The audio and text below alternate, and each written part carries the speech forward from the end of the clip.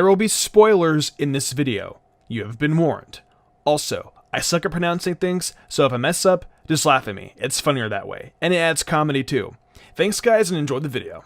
Fairy Tail is a guild that truly feels like home. You get to learn about and understand so many different members and watch them grow as characters. Honestly, the show's characters are really great, but today, we're not talking about the characters, the backstories, or even which members I like most. Today, we're going to be talking about which Fairy Tail wizards are the strongest. That being said, there are a metric ton of wizards in Fairy Tail, and if I was to talk about each one in detail, I'd be here well into the new year. So instead, we're going to be talking about the top 10 strongest members. However, I'll quickly list off a few more relevant members who play some sort of role in the story, but just don't quite have the firepower behind them to make them overly impactful compared to the ones who made the list. Also, before anyone asks if I've started reading the 100-year quest manga, no, I have not. I did read some info, I guess, but not enough to the point where I'd be able to use it as relevant information. And please, no spoilers.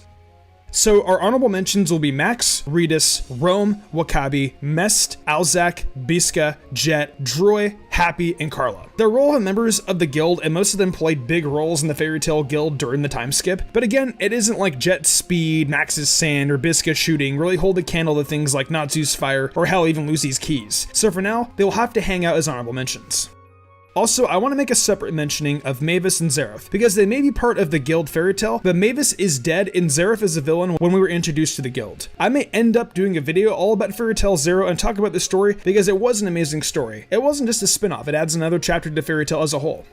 Also, I know that Grandini, the Idalos version of her, is also in Fairy Tail, and Medic Magic is amazing, but here's the thing. She's only semi-active in the guild, and she also has the Idalos counterpart of the Sky Dragon. There's also the fact that Mystagon won't be on this list either. He left the guild, so it's only active members, so I didn't think it was fair.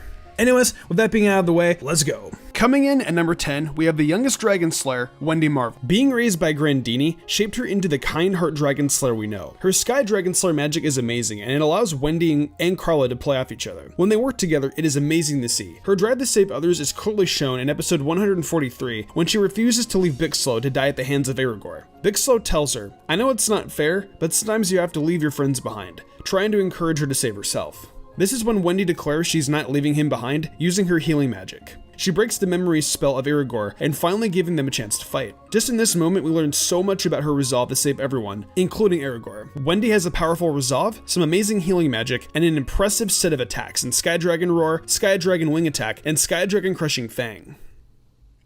Now on to number 9, Lucy Heartfilia, the true heart of this whole series. Lucy starts out as a weak celestial wizard, but she grows stronger and stronger as the story continues, not only with new keys, but spells like Urunometria and Fairy Sphere. Lucy also owns 10 out of the 12 Zodiac keys, and has been shown to be able to summon multiple spirits at the same time, which makes her incredibly versatile in a fight. Lucy does tend to get herself kidnapped a few times through this series, but when it comes down to it, she can defend herself. Plus, when she gets the ability to start using Stardress magic, it makes her even stronger. I really enjoy Stardress Aquarius because of the relationship Lucy has with Aquarius. If you don't know the whole backstory, you should look it up because I can't do justice for this story. I may do a video just on Lucy's relationship with her spirits. Coming into our number 8 slot is our Sparky boy, Loxus Dryer. Loxus is a 2nd generation Dragon Slayer. His magic is known as Lightning Dragon Slayer magic, along with just lightning magic. At first we come to hate this guy, especially when he refuses to help Fairy Tail in the fight against Phantom Lord, unless Lucy agrees to be his girl. His attack on Fairy Tail to try and take Makarov, his own grandfather, out of the role of Guildmaster comes off as super scummy, but later we see a change in Loxus. We start to see him really start to care about his guildmates. Outside of the Thunder Legion, we start to see Loxus show concern for others in the guild. When it comes to Loxus just showing off his power, I think the fight with Alexei is a great example. Turns out he was fighting all of Raventail and Ivan, Loxus' father. One of the Raventail members had a very powerful illusion spell that made it look as if Loxus was being beaten down, when in reality he was fighting a whole guild and took them down with ease.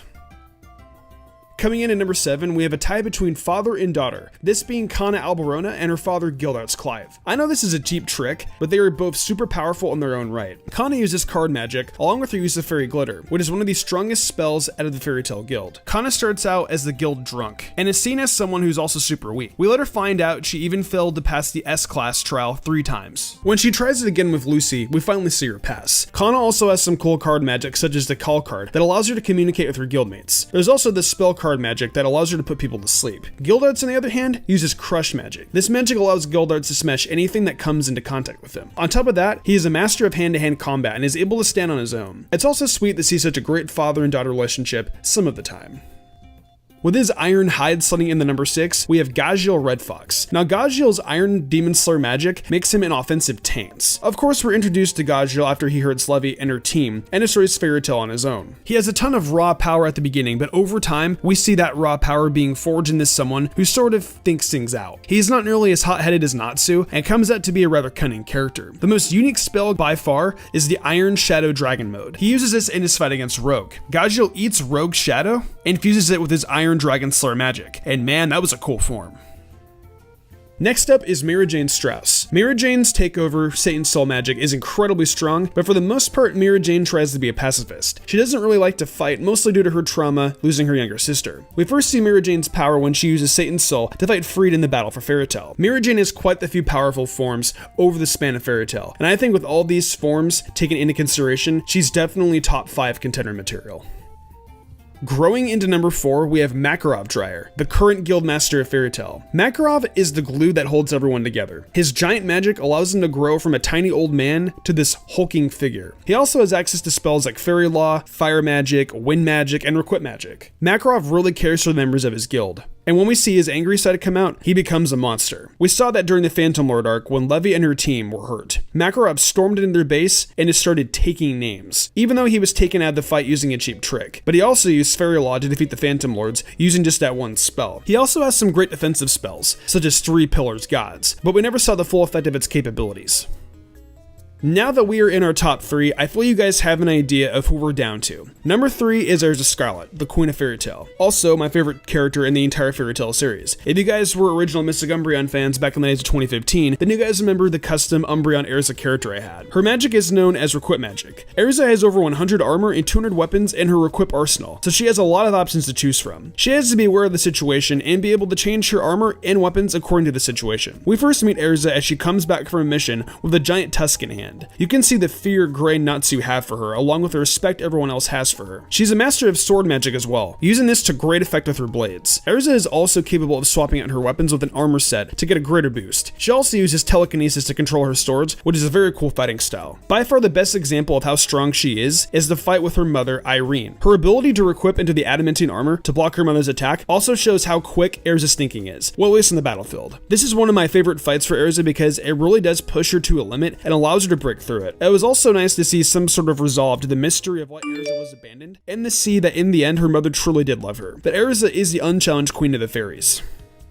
Freezing his way in the number 2 is Gray Fullbuster. Gray's Ice Maker magic is something that he can really play well with. We see throughout the series how skilled Gray is when it comes to making things out of ice. This combined with his later learning of the Ice Devil Slayer magic, Gray is truly a powerhouse. I know a lot of people find it annoying that he will randomly start to take off his clothes, but that is explained with his backstory as well. The Ice Devil magic is something Gray was given to by his father, but Gray seems more adept at using it because he's not limited to just Ice Devil Rage. He also has some unison raid spells of Juvia that are also incredibly powerful. Speaking of Juvia, when Gray thinks Juvia sacrificed her life to save him, the moment of pure rage he goes through is scary. This rage is brought on by evil Yura, using Ice Lock on Juvia and Gray forcing them to fight, both choosing to sacrifice themselves to save the other, but Juvia also casting Water Make Blood to save Gray. When Gray wakes up and sees what has happened, he loses it, and even Yvel, who is calm to this point, looks terrified. Gray beats them down hard, but you can also see how much Gray truly cared about Juvia, ending the fight with tears in his eyes. He's not only a strong person in Fairy Tail, but acts as the heart of Team Natsu in a way. Of course, our number 1 spot belongs to Natsul Dragonil. He may be clueless at what is going around him at times, but his Fire Dragon Slayer magic is one of the best. Natsu also gets a boost from being End, but that doesn't change the fact that on his own, he is powerful. Natsu is loyal to his friends and the guild he is in, and cares for everyone around him. This is seen when he goes after Sabretooth after they kicked out Yukino for losing a match in the Grand Mage arc. He went to the guild hall and pretty much slapped him silly. He is also the only Dragon Slayer to have a King form being, Fire Dragon King mode. In this mode, Natsu could easily take down one of the Spriggan 12 in a battle, and his power rockets when using this. In his fight against Acnologia, Natsu shows his heart and strength able to absorb all the Dragon Slayer magic to take down this mad dragon. That is why he is the strongest member of Fairy Tail.